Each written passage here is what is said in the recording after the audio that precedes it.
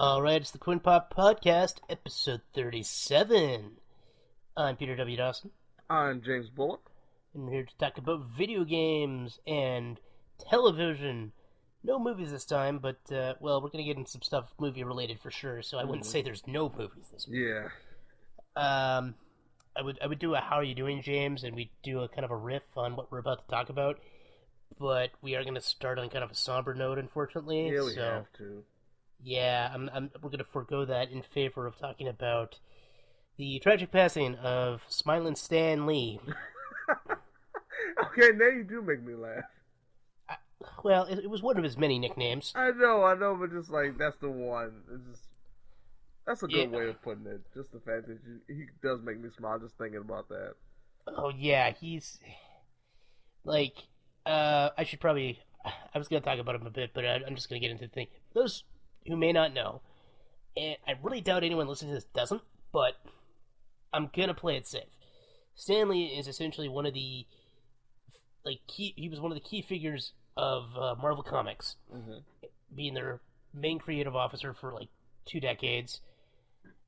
He was active from the 1940s well into the 2010s. It is basically he was the face of Marvel.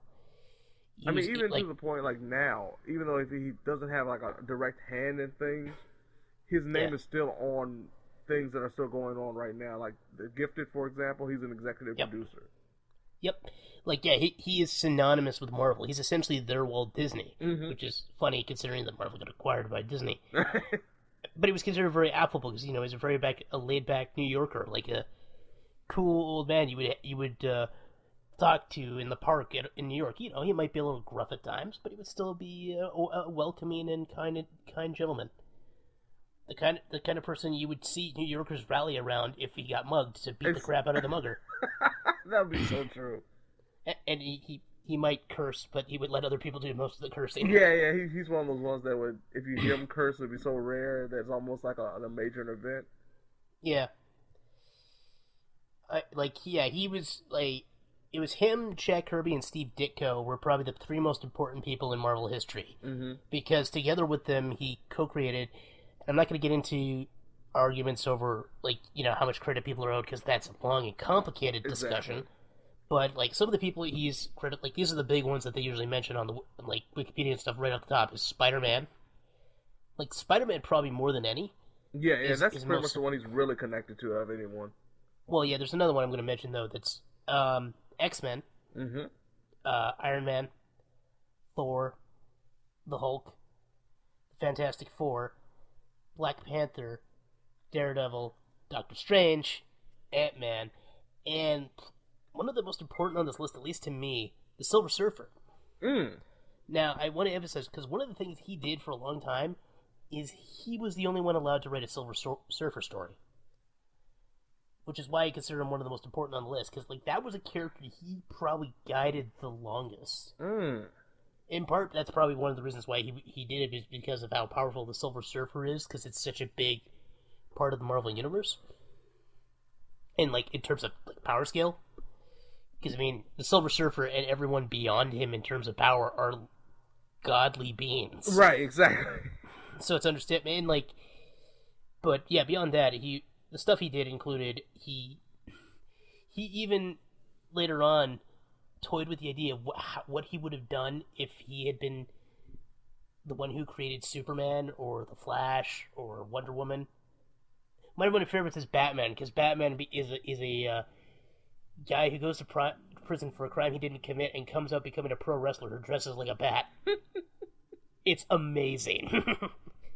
That was probably my favorite of that run, and he, historically, one of the big things he did was the Comic Code Authority, which was very infamously restrictive and had all kinds of nonsense going on with how comics could be done in the 1960s. In the 70s, he basically helped dismantle it.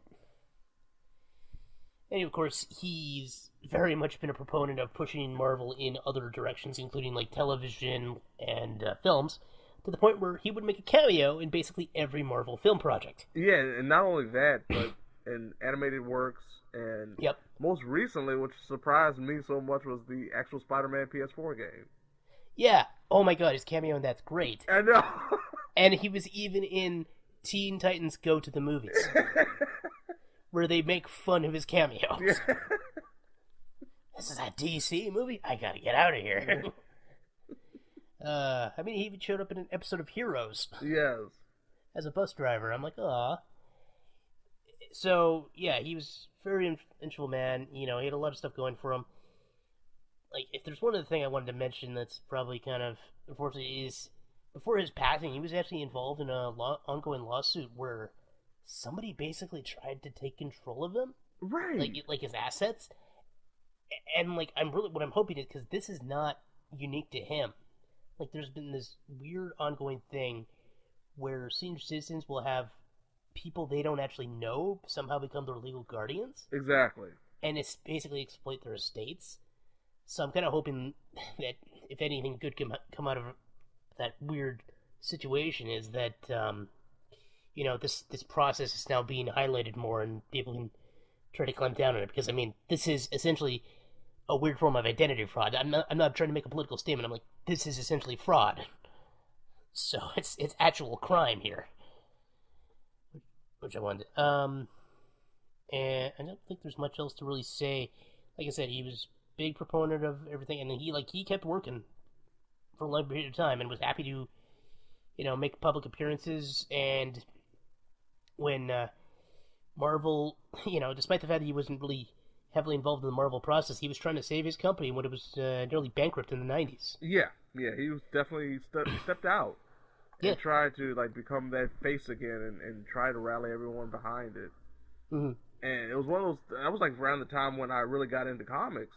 And, like, he was, like, the first face that I really associated with comic books in terms of just creation. And I think that's what kind of stands the test of time with his almost immortality in this world of fiction. And one of the things that is amazing when you look back and you don't even notice it, but especially now after he passes and like the big story came out about him writing an article about racism coming out. Yeah. And I've always enjoyed the fact just how diverse his works were. Anything that he was associated with. Oh yeah. And even as a kid, you notice it, but you don't notice it. And it seems like now it was actually an effort in him trying to express more. Because, like you said, he's a New York guy, so of course he's around more of a melting pot than a lot of the average people were at the time. So he had a lot more experiences with different cultures. And just being able to witness that kind of barrier being broken because of just something as simple as a comic book is truly amazing and something that he will be credited for years upon years, even after his death. Absolutely. I mean, like, there's certain things about his works that still you can argue he was progressive long past when it should have been, etc. You know, how politically correct was some of the stuff truly, but he was ultimately a progressive figure, I think is a fair thing to say. Very much so. Like, even if you want to debate how much that was truly, and again, I don't want to get into that. I could list some examples, including from recent works, but that's not really the discussion we're trying to have, especially at this time. Just the impact and the influence of this man, the single man, just who is going to be remembered to me very fondly. Oh yeah, me too. Like, I was. Gonna... Oh no, you go. I had a scenery moment on my end that time. I was like, I'm gonna finish the sentence, but I've already finished that sentence. I was gonna. Yeah, sorry. I got a couple more things I want to nail, and then I'm just gonna make sure. Yeah, because there's two things I want to comment, and one was something I said. I kind of posted this online, and I want to repeat it here. Is that like comics themselves can be seen as just like this infantile thing, you know, it's something for kids. Yeah. And to a degree they are. I mean, even like unless you're doing the really sophisticated graphic novels or, you know, where you're really trying to attach intent to topics and you just for whatever reason want to do it in a comic form, yeah, they're absolutely infantile. Because, you know, anything that isn't real can be seen as infantile. Right. But human beings, if there's one thing that we always are, it's we're obsessive. We're always obsessive about different things, and when we obsess about something, it is infantile. Yeah, we're nerds. Everyone's a nerd of something. Yeah, like you might say, oh, I'm not a nerd. Really think about what's one thing you care about a lot. Exactly. I tell people all the time, like, especially like, with sports, think you're a sports nerd. You really are. Yeah. You think you're not, but you're a nerd. You really. Yeah, and like sports is a great analogy for comics because it shows the evolution of fandom. Mm-hmm. Because when you're a kid, you play a game because it's fun, right? Mm-hmm. And when you comics, you read it because it's just because it's fun. Like you like just this, like you like seeing soccer, you like seeing a goal scored. Football, you like seeing a touchdown, and like you have these people. You're told these are your people. These are who you cheer for. The heroes, or in this case, your home team. Right. And when you get older, you really start to think about these things more, and so it helps show you. Because this is something you followed your whole life. And ideally, as you mature, you realize the more mature elements of what you're following. Like, you start to think more about the statistics of the sports teams. Mm-hmm. Is this truly the type of team you want to support? You may end up going, not just supporting a team because it's the home team. And likewise, with heroes and villains, you may wonder if these heroes are really heroes. And, the general nature of the hope and the wonder and the optimism and everything. It's like, is there more to the villains than meets the eye? Are they good villains? Are these people understandable? Or are the heroes actually as pure as they dictate themselves as being? Are they as pure as they portrayed? Yeah, like, I always argue the best comics, and, I mean, to a degree, this isn't always true, but it's like very much like some of the best animated shows. They're ones the whole family can enjoy because, well, certainly there's some stories you have to tell for a mature audience, and you can tell a story that's more mature, but still keep it infantile. I mean, exactly. One of my favorite animated television shows of all time is Avatar: The Last Airbender, which was not Stan Lee created. But it's the type of show, like, I imagine he was always trying to strive for when he was doing, like, comics. Right. To the same degree. You have Iron Man with his repulsor rays. which is fun, and he's got all his characters with fun alliterative names, like Peter Parker. And he's a poor wallflower, but he's really trying. But it's just he's feeling the pressures of life, right? And yeah, but of course the big goal at the end of it is the hero's heroism is important. Like, it's something they're striving towards. And from the fact that, like, Peter Parker was just this smart kid to the Silver Surfer, who was a guy who was just trying to help save his planet against an unfathomable odds, people of all types could become heroes. Yeah. And, like, that was one of the big things when he pushed, a more diverse mindset. Like, you had Daredevil, of course, the man who couldn't see but could still be a hero. Like, his superpowers, he's not actually blind. It's kind of a joke, but at the same time it shows, yes, you got a person who's with a disability who is managing to overcome and perhaps even use it to his advantage. Exactly. And there's something very inspiring in that. And the other thing that I always think about with Stan Lee, like, this is something he himself has talked about more than once, is just the idea of entertainment. Like, he felt he wasn't making as much of a difference in the world because he was doing silly comics while everyone else was becoming doctors or computer scientists or whatever. But you have to realize, and he realized this himself, he said as much, and this is what made him happy with his life decisions, is entertainment a huge, important part of our world because we need to be able to switch off. Mm-hmm. Even if we're still being intellectually stimulated and we're thinking about what we're watching, we still need to be entertained. We're still disconnected from the reality of what's going on around us. Yeah. You're still in a bubble. We need to enjoy a work of fiction.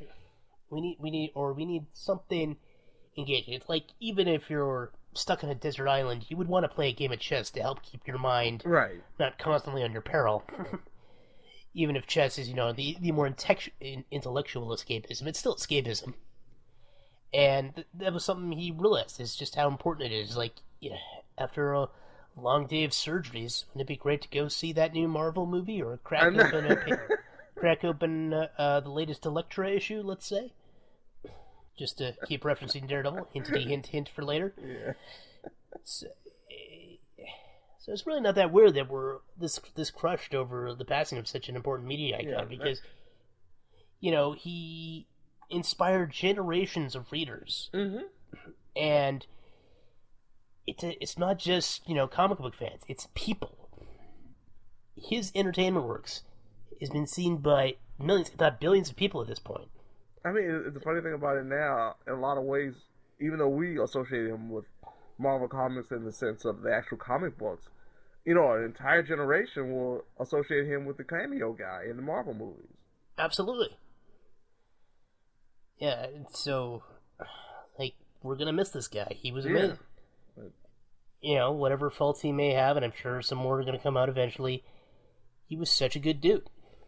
Honestly, I think he'll get the Michael Jackson treatment. Oh, probably. Yeah. He'll it's for any faults that are found, unless it's something like just tremendously dark, we're going to ignore it. I'm not trying to make it sound bad, but we're probably going to ignore it for the sake of the fact that he has done so much good in the world. And it's one of those things that his art is so profound that even at the slightest of flaws will be ignored in the end. Ultimately, yeah, I think so. I don't know if there's much else we can really say at this point. No, I just say Godspeed, true believer. Excelsior. There you go. Had to slip that in. By the way, I'm gonna be really mad now if one of the final shots of Avengers 4 isn't Stan Lee smiling in approval and saying Excelsior or flying into space or something. Yeah, that'd be great. I wanted that beforehand, and now with his passing, I want it even more. It has to happen. There needs to be something like that. We've established he's essentially a Watcher already. That was more or less what that scene from Guardians 2 was about. But we're gonna temporarily step away from Marvel. We will be back. Yeah. Because traditionally we do video games before TV. Yeah. And I want to talk about a video game franchise that's actually very dear to me as well. I have a lot of affection for this franchise, even though I don't think it's the best one by any stretch of the imagination. And it's in fact got a really frustrating element to it. So I'm going to talk about Valkyria Chronicles. Mm-hmm. Valkyria Chronicles, the original game came out in 2008 for the PlayStation 3. It was a PlayStation 3 exclusive at the time. It's since been ported to Steam as well as the PlayStation 4. Mm-hmm. And this franchise, in a nutshell, is a kind of an anime. Wow, anime. Now I sound like an old man. It's a whole new genre. An anime, near reality, but there's still a fantastical element version of reality. Mm-hmm. There's a lot of stuff, all the guns and all the tanks are based on real stuff from World War I and II. But the technology is slightly different. The main bazooka and anti-tank weapons all look like medieval lances. Right. And they also, there's some historical inaccuracies or just modifications. Yeah. Well, a big thing is the airplane doesn't get invented until the events of the first game, which would technically be World War II, if you were to draw an equivalence. But, right. It takes place in the continent of Europa instead of Europe. Mm-hmm. And one of the things that's interesting for is the United States of Vinland. Yeah. For Viking fans have their day. It's the United States of Vinland. Suck it. But instead of gasoline, the big thing is Ragnite, which is this special energy source, which is convenient not only as a general, this is how they use healing technology, to have quick healing, as well as the main driving force for their energy, including big Ragnite generators that stick out of the back of tanks and need to be exposed to air, meaning they're also volatile, so if you shoot them, they explode. Which gives tanks a convenient weak point to be destroyed. Yes. It was very interesting how they exploited Ragnite, and then it went even further, because this is essentially an anime video game, so of course, there's a race of super beings. As near as I can tell, all women. Yeah, I can't recall seeing a male in that group. I don't think that, I'm mostly remembering I'll get into this. I mostly remember Valkyria Chronicles 1, 2, and 4, and the closest we have to a male Valkyria is a guy who basically modified Valkyrian tech so he could use it. Mm-hmm. And it was basically a weird hodgepodge of science. So I don't think he counted. Yeah, but the Valkyrians could manipulate Ragnite, plus they channeled powerful energy through what I think were cobalt weapons. And they had weird spirals on them and stuff too. It was a very interesting design choice. And they essentially had superpowered energy within them that could make Ragnite even more powerful. So that's what the Valkyria are. And like the Valkyria themselves are this fabled previous race. And then because we need to have a racial discrimination type thing, they invented a particular group of people called the Darksons, which are blue-haired people. They don't have last names; they just have first names because they're all Darksons. And for some reason, they decided they didn't want to make up a system for their last name, so they just have one name, and then they have blue hair, and they kind of have a mix of, like, honestly, they're probably more like gypsies or maybe Albanians than any other type of repressed group, although you can easily draw parallels to others as well, especially since this is a World War II game type setting, so, you know, a lot of Jewish comparisons. Yep. Well, in this case, they're a lot easier to visually identify. So the first game was set during the First European War, following up the fictional nation of Gallia, a neutral country that ends up getting invaded by the Empire, who's fighting against the Federation. And no, the Federation aren't exactly the good guys, although they're sort of the good guys. Meanwhile, the Empire are a weird mashup of Nazi Germany and, like, imperialist Russia? Not Soviet Russia. Not Soviet Russia, imperialist Russia. Like, you see that they're very much, you know, women belong in the kitchen, and we're still going to wear full metal armor to combat, and all this stuff. They tend to talk about knighthoods a bit, too. So they're very much old imperialists. Yeah. So in the first game, you played as the Gallians, who were ostensibly allies of the Federation, but not exactly. Mm-hmm. And then the second game, which was a PlayStation Portable exclusive, which is probably a reason most people didn't play it, it's actually 2 years after the war in Gallia, and you have to fight off against an anti-Darkson League, for reasons that are kind of spoilers for the first game, so I won't get into them. And then Valkyria Chronicles 3 was only released in Japan, which was a shame because it was like a Black Ops style game where you're playing secret prisoners who end up from a penal colony in Gallia, who end up becoming their group, a special anti-imperial unit, and like they're called the Nameless, which I thought was kind of cool, but sadly we never got that. And then we also got a spin-off just last year for Valkyria Revolution, which did not look good, so I didn't play it. Yeah, and that just got lambasted by any longtime fans. Well, because it was a completely new battle system that just didn't look great. So, now we're going to dive into Valkyria 4, and if you've only played 1, that's fine. Yeah, that's the most interesting thing about it to me from the plot perspective. 4 is so much back to basics. Like, it got rid of some of the stuff that was actually interesting about 2, which was a shame. Because, like, how the game works is you control a series of units on the field, mostly infantry, and then you do have some tanks or armored vehicles, and you try to go around capturing bases and you ultimately conquer it. It's kind of like a turn-based strategy game, but also not. Yeah, because one of the more interesting things about it is the fact that you're just not in, like, vehicles or just, like, controlling on a board, but you're actually in the heat of battle. Like, you control characters that go into towns or infiltrate certain areas. Instead of just being like, okay, you go here, this guy goes here, oh, we got a plan for this spot here. Like, say, a strategic game like Final Fantasy Tactics. It's not like that.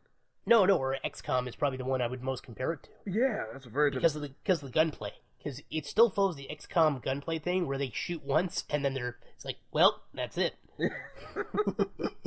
In this case, the characters fire their entire clip, and then they end their turn by reloading. Right. So, but it's in real-time third person. So you have to map your route in real time to dodge, like, landmines and stuff like that. You know, jump over barricades, etc. So to that end, it's kind of a weird JRPG. Mm-hmm. Like, it's not a traditional one exactly, but it definitely is close. Like, at the end of a battle, you will get experience points, which you can invest in your classes. Because there's all the different classes of units. And including your new favorite? Yeah, exactly. So you can dump all the experience into one class if you want. Or you can, mix and match, do everybody at once, whatever you feel is best. And as the classes reach certain levels, not only do they get better stats, better attack, aim, dodge, etc., they also get potentially some new abilities, including, like, every class has potentials, which means they have always good extra abilities that can trigger sometimes during combat under certain circumstances. Like getting better stats if you're in cover, or having a chance to randomly reload your gun for free after you take an action. So, and then each character also has unique abilities to them based on their personality. Yeah, and that was one of the things that I thoroughly enjoyed about 4 is the fact that they really added a lot more personalities to the game. Yeah. And they had like little sub-stories and stuff that you can take part in and figure out what they're really about. Because there's two things that were really annoying about 1. Is that the side characters didn't really get their own story unless they were characters that the creator liked, in which case they would get DLC based around them. Because like one of the characters really popular from the first one is called Edie. She got her own special DLC for the first game, and then they've actually given her DLC for the 4th one too, so she's an unlockable character in Valkyria Chronicles 4 through DLC. Just because for some reason the creators of Valkyria Chronicles really love the character of Edie. Honestly, I'm not one of those people, but she's a quirky, angry brunette with pigtails. That's got to appeal to someone in Japan. Or, the world. And, yeah, in this case, what they did was... Because in one I was saying, they had the 4 things, and you unlocked more abilities for them by using them more. The problem was, their ultimate ability could still suck.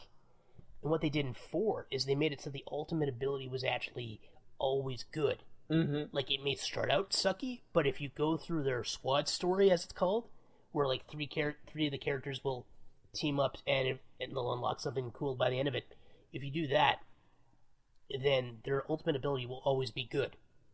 And it's usually like pretty powerful too. Like there's ones where it's like, just increases all their stats, greatly increases their anti-tank power and anti-personnel power, stuff like that. Which is a really great addition. And it also gave more cutscenes to these characters that were otherwise not getting represented at all. Yeah, that's very true. Like, that was a big thing. Yeah. The storytelling, the story presentation is a lot better when it comes to the side characters now. Absolutely. Like, there's still the problem that in the main game, they don't get a lot to go for them, except for a couple scenes here and there. Right. Like, there's a couple scenes where they fill out the background based on which characters you use the most, which I thought was kind of cool, but it's kind of paltry, ultimately. And they still have the problem where there's basically only 4 character models. Like, the faces are all different, and some of them have really unique face designs, too. Like, one of my favorites is there's a girl who's got just an armored helmet on, and there's a long backstory about why she has that. Right. Which is both funny and kind of tragic. Plus, the storyline she's involved in also features quotes from the movie Commando, which I love. The English translation team had a field day with this game. Yeah. It's great. Like, the English voice acting is pretty good. The mouth syncing isn't always accurate, but, I mean, they had to sync it for Japanese and English, so, good luck. But, yeah, the character stuff is way better. Even, you hit all the classic anime cliches, but they also have to do a good job of giving the characters some depth. Yeah. Even the crappier stories are still, okay. It's just they don't really add much. Like, there's one where it's like, you shouldn't do this anymore because you're making God sad. I don't care about God. Okay, but have you considered this? I haven't considered this. All right, I'll do it. Yay, you're going to make God happy. I still don't care about God. And that's essentially how one of them goes. So as a result, the heroes, they get a little more depth, though, which is good because they also made a point that the characters don't join randomly evermore. Right. Certain characters join after certain chapters, and then there's 3 in particular that you have to fulfill certain requirements for. Like, there's one you have to complete a certain number of squad stories. One only joins if another character gets rendered to needing a medical assistance, which is a very interesting way to do that. And one only joins if you have $1 million. There's always that one in a pseudo RPG Japanese video game. Yeah, it's weird too. You want that one person to join your team, you must have a lot of money. Yeah, I know, it's weird because she's not even like a greedy type. She's just like an elite. Like she drinks tea all the time and she's very ladylike. I wasn't fully expecting that for a person who's like, I thought she was gonna be greedy, but she's not. She's just, I'm royal. She has a very high hiring rate. She has a very high price. One of her freaking abilities is just called tea time. Mm-hmm. And I don't want to spend too much more time on the characters because I want to talk a bit more about the plot and everything. Yeah, let's move on. Let's head on. Yeah, but I want to touch on my favorite character is a dude named Odin. Oh yeah. Who is actually a basement dweller named Thomas Kevin. Yeah. But he declares himself the god of battle. Yes. And one of his abilities is called Ultimate Psy Lord. So the game is just having fun with some of that stuff. But yeah, so we haven't really talked about the actual conflict. So it follows Claude Wallace and Squad E. Technically it's a platoon, but they call it a squad. Who are part of the Edinburgh, basically a foreign legion. Mm-hmm. And they're fighting on behalf of the Federation against the Empire during the war that happened during the first game of Valkyria Chronicles. Like it's happening concurrently. And that ties into what you were saying earlier, where you don't have to. If you played one, it's not like you missed a lot in terms of narrative. No. If you missed 2 and 3. No, like the big thing is just they reference the events of 1 as they're going on, and they show a couple of characters from the first game. And if you haven't played it, you won't know who those people are exactly. Right. And what's kind of nice is there's an upcoming DLC that's already out in Japan where you get to meet the characters from the original game, and they even join you as playable characters if you complete them. Obviously, it's not exactly canon, but it gives you the chance to get like another tank in your squad, because playing through the game, you only get 2 tanks and an APC. The APCs were new to, I think, 2, and they've refined it now for 4, where you only have the 1 APC. It doesn't get a flamethrower this time, sadly. But you can, drive around, pick up a bunch of dudes, and quickly get them across the battlefield to help with movement. Because they did that to improve the movement system, because otherwise it's moving one character at a time. Right. And they also added a squad function where you can have a squad leader bring 2 other characters with them further down at once, so they can also team up to shoot at like a target together, which is pretty cool. And again, it helps advance characters a lot quicker. Mm-hmm. And then the other thing they added was now, compared to the original game, you have grenadiers who are mortar teams. Yeah, so now you have mortars, and mortars can do interception fire, which means if they're looking at someone and that person's charging towards them, they will fire mortars at them, kind of like Overwatch in XCOM, right? To blast the hell out of them, which can really make the running through the battlefield intense if you suddenly find yourself under mortar fire. Right. And beyond that, though, like the big plot is they're doing kind of a version of Operation Barbarossa, which was actually a German offensive in World War II, but never mind. Where they have to, they try to quickly pierce into the Empire, which is essentially Russia, and then things go awry when it gets cold. Right. That's not really much of a spoiler because they show a lot of winter stuff in the gameplay, but that doesn't really trigger until Chapter 6? I don't want to get too much more into it, but they touch on a lot of stuff related to the Valkyria, because the Valkyria do factor into this game, as they should. And, we get a lot of backstory with the main characters, and, well, they're pretty stock in some respects. You got the wise, calm leader. You got the hothead. You got the cool and collected sniper who's also very snarky, and then you've got the eccentric inventor of the mortar. Like that's your power cadre, of 4 characters. But they play off each other really well. They're pretty well written, and there's just hilarious, nonsensical anime BS that happens at the same time you're also dealing with serious war drama.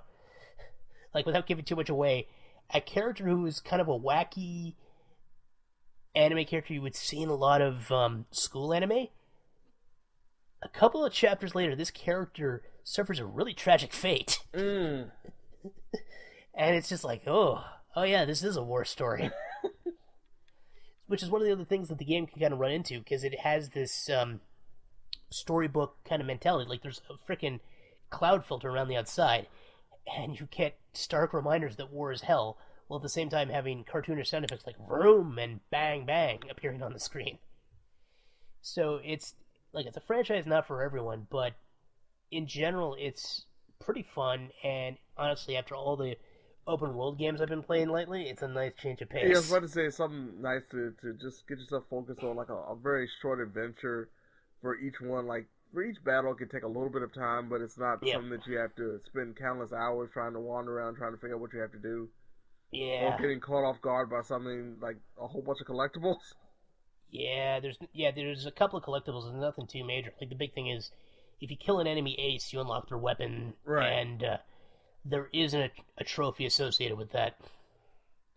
I think you get a trophy if you unlock all the weapons. Mm-hmm. And one of the ways to do it is to kill all the aces, which can be a little tedious, but, because, of course, aces are really good at dodging bullets. There's a Matrix reference in there somewhere, but I'm not going to make it. The other thing I want to comment on is, compared to Valkyria Chronicles 1, the villains are a little bit better defined, too. Yeah. Because if nothing else, they're more entertaining cliches, like, oh man, the guy who's probably your main antagonist for most of the game, he is very in your face about his sexuality. Yes, he is. They call him a womanizer, but pretty sure he's bi. Yeah. Not that there's anything wrong with that. No, but he just wants a piece of everything. Oh yeah. Well, he talks about all your fights like you're going on a date. Mm-hmm. And he calls Claude his soulmate. If it wasn't for the fact that later on he does get into a romantic relationship with someone, you can totally see it being, oh yeah, he's actually very much sexually interested in his opponent. Yeah, Claude just spurned him, that's all.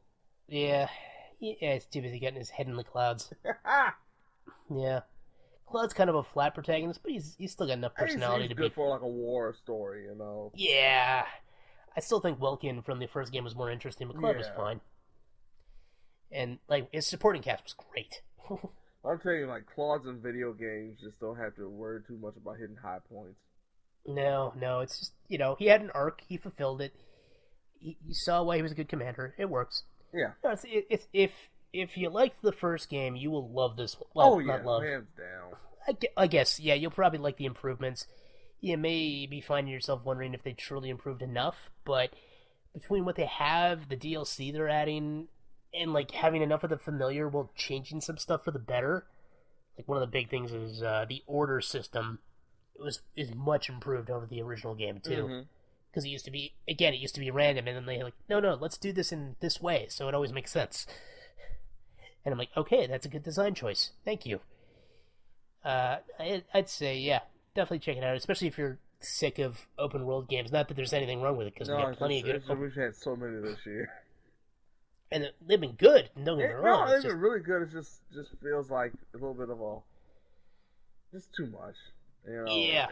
Especially some of the more story-heavy games. Like, I've gotten a little bit tired of story-heavy games right now. I mean, it just has a story, but, you're more focused on the gameplay than anything. Pretty much. Yeah, I guess we can probably move on to the final subject. Oh, yeah. We're going to be talking a bit about Daredevil Season 3, which dropped just last October, so about a month ago, on Netflix. Third season of this pretty well acclaimed series. I was about to say one of the last ones standing. Yeah, after we lost Iron Fist and Luke Cage. I think we're still getting a third season of Jessica Jones, aren't we? Yeah, contractually it's supposed to be a third season, but of course we haven't heard anything follow up. Also, you have the Punisher. Yeah, so, Punisher's definitely still happening. Yes, they have that. We're never going to get another Defenders, thankfully. Yeah. And that's about it right now. Yeah. So, brief spoilers for Season 2. Actually, and the Defenders, I should say. He got blown up. Yeah, I was going to say. Because it's kind of hard to talk about this. Because at the end of the Defenders, Daredevil got blown up when they took out the last of the hand. And he did survive this, although he... Yeah. Oh boy. Yeah, thankfully Season 3 wasn't like a giant prequel or flashback, or like him being in a coma the entire time. No, and while I do think they ultimately overcome the problems he suffered from that incident a little too quickly, I did appreciate how bad they were when they showed up. Yeah, the first couple of episodes, you really see a struggle that I was appreciating, and it was like, yeah, hey, I have the fire in me now to break through these injuries. I'll have no problem recovering. That's not how it works. No, it's like... Because, once again, of course, you have a Marvel show where the first couple episodes are really slow. Yeah. But in this case, it makes sense. It just... I wish the stuff that wasn't going on with him wasn't so kind of boring at first. And just repetitive. Yeah. Well, because, the stuff going on with Foggy, again, is pretty boring. Ditto Karen. It gets better later on, especially near the end of the season. Yeah. But their storylines for the first few episodes before, Daredevil really does properly return are pretty bad. Yeah, it's nothing's going on. Like, no. And like the little mini stories that are happening that set the stage for, of course, the bigger grand scheme of things. The presentation is just Now, can we get to something that's meaningful? The only thing we got that was meaningful was the stuff with Kingpin, and even then it was kind of slow. And that was more of like, oh, he's in jail. Oh, something happens. Oh, now he's conflicted again. Yeah. No, yeah, we do get some good stuff with him, especially as it sets up like what he's trying to do to get away from everything. But yeah, it feels like on the one hand they maybe went too back to basics. Yeah. And but the problem is they missed kind of the appeal of the first season, where you had this growing group of villains that were slowly getting picked off. And again, we're focusing primarily on the one villain of Kingpin. Mm-hmm. So it doesn't entirely work. There's some sub-villains, but they're not terribly interesting or well-defined. And even those ones are just under the sub-bosses of Kingpin. They're essentially just the Kitchen Irish from the first season of Punisher. Yeah, because that's an incredible comparison. Told you. It's like, it's really a shame that this keeps happening too, because it's like, you're allowed to be slow, but you need something. I mean, you can't just rely on the fact that we like the show or the genre enough, because this seems to keep happening. I think that 13 episode deal, man, that's just killing them. Yeah. It was funny because I just watched Anime Crimes Division, mm-hmm. and they were talking about American dramas, and how like one of the constant things is it's a little slow at first, but once you get a couple seasons in, I'm like, mm-hmm. Yeah. And this is really reminded me of just like every season there's always like a couple episodes. Right. Yeah, like the first episode of any season or any show can always have problems, especially if it's a pilot, but when you get into the third season, you should be able to have enough hooks and everything to keep you going. Exactly. Like, I wish they had more for Foggy or Karen to do. Oh man, that was a struggle. Yeah. And maybe had more lightning out of the gate with Kingpin. Yeah, like I said, with Kingpin, it was just more of him sitting in jail and figuring out what am I going to do to get out or potentially just survive. Yeah. And it was funny because it was like a segment, it was a situation at the very end, I'm not going to spoil it, but it was like, this is the Kingpin I wanted to see at the very beginning. Mm-hmm. And I understand the build and the anticipation, but it was just one of those things that it took so long to get there. I know, like, it always feels like a reset. Yeah. Which I think is the problem that's dragging it down. Because, like, the season in general is really well done. We, of course, have more awesome one-take fight scenes, because this is what, the Marvel shows are starting to become known for good or for bad. Yeah, and the fun, that was the best part for me of the entire season. Yeah, people love those. And they are still pretty cool, so I mean... And the thing about it wasn't even like it was just one. It was actually about 3 or 4 that were incredibly varied. And I just ate them up. Like, it was just incredible. Oh, yeah. And it's not even just that, too, because we also still got... we got some new cast members that actually did bring an interesting new dynamic. Because one thing we never really heard about was Matt's mom. Mm-hmm. And considering he was raised by a single father, it's no question that he would have mom issues. Yes. So it doesn't feel nearly as forced as it has. Period. Like, it's not even just... Yeah. This isn't really like, you can groan where it's like, oh no, daddy issues, oh no, mommy issues.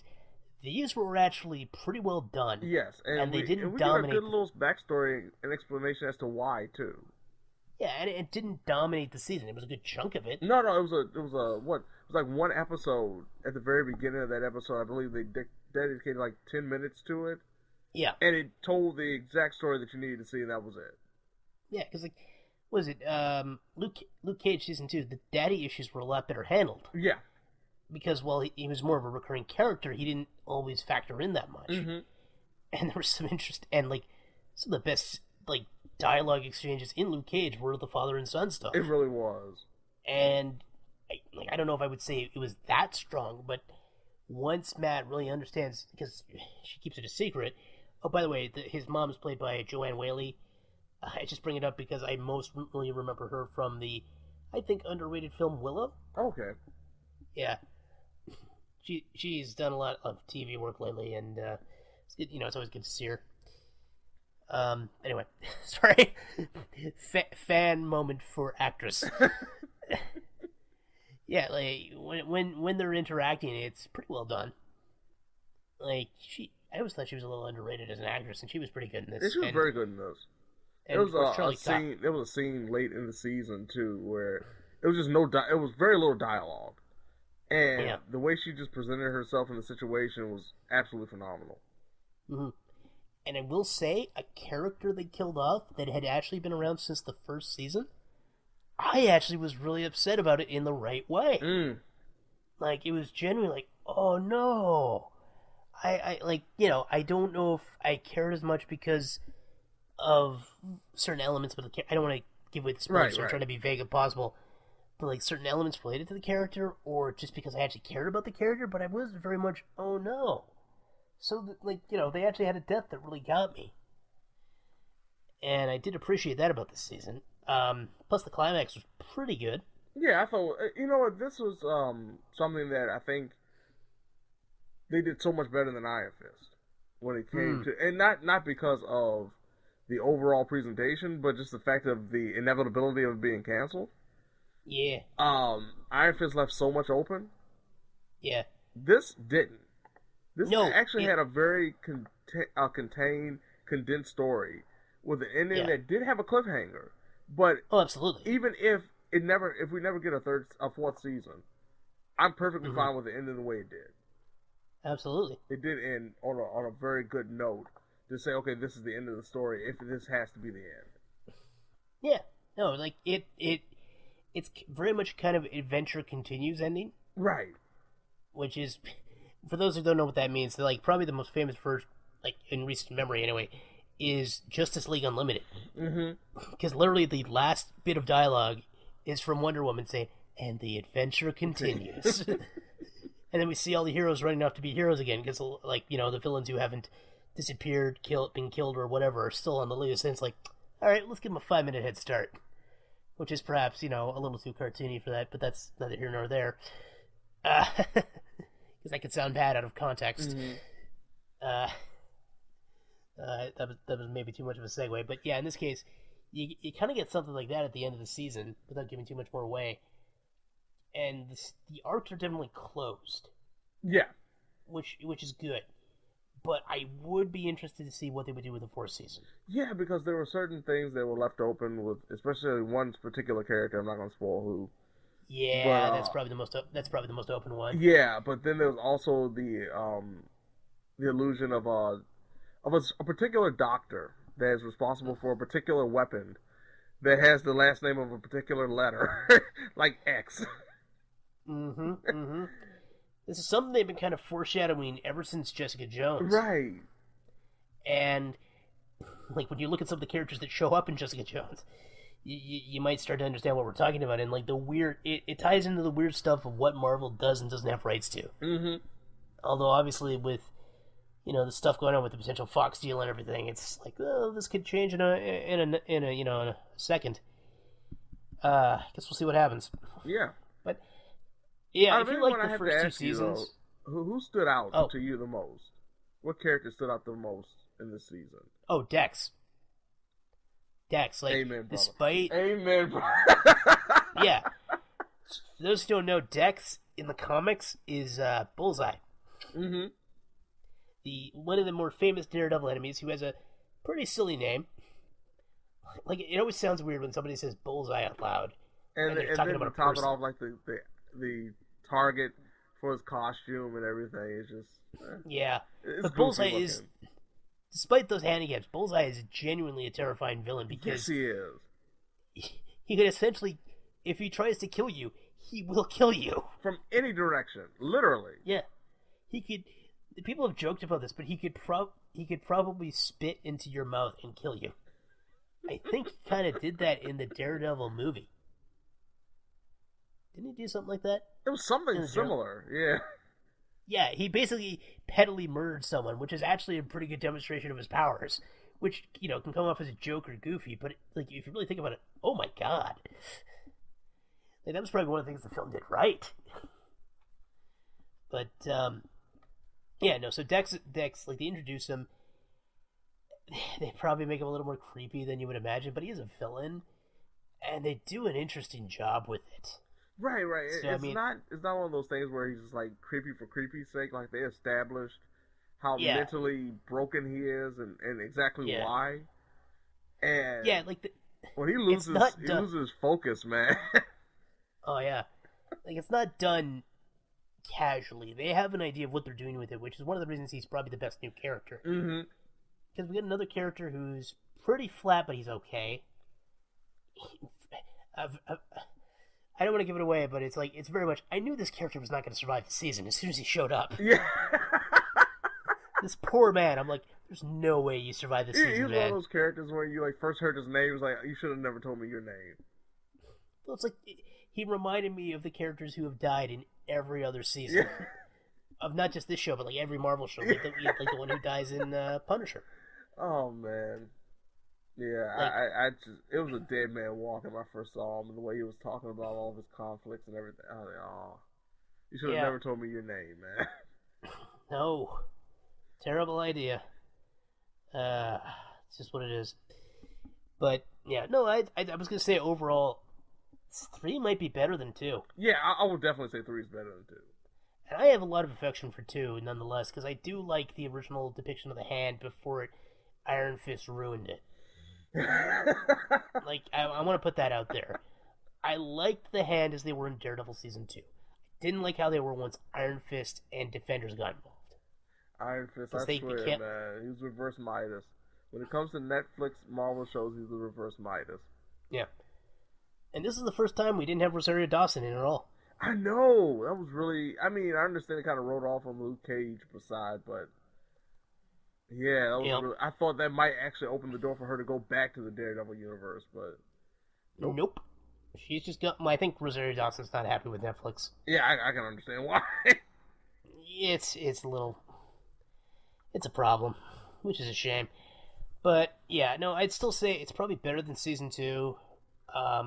It's still got the rough... Like, I will be so happy when I don't have to say the first few episodes are kind of rough.